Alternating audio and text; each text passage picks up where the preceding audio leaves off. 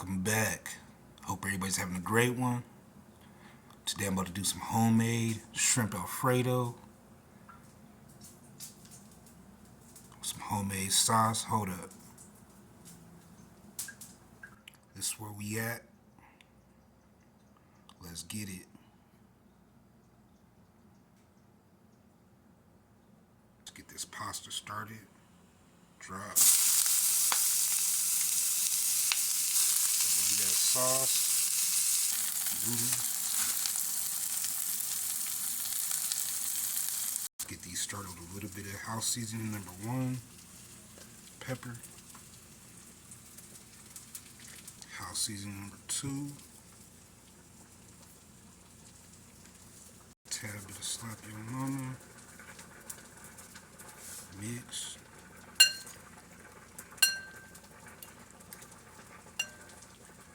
A little bit of orange.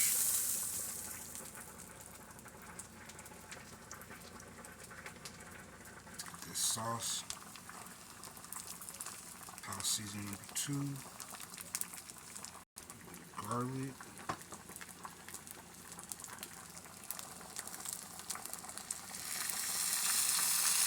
Start these shrimp up.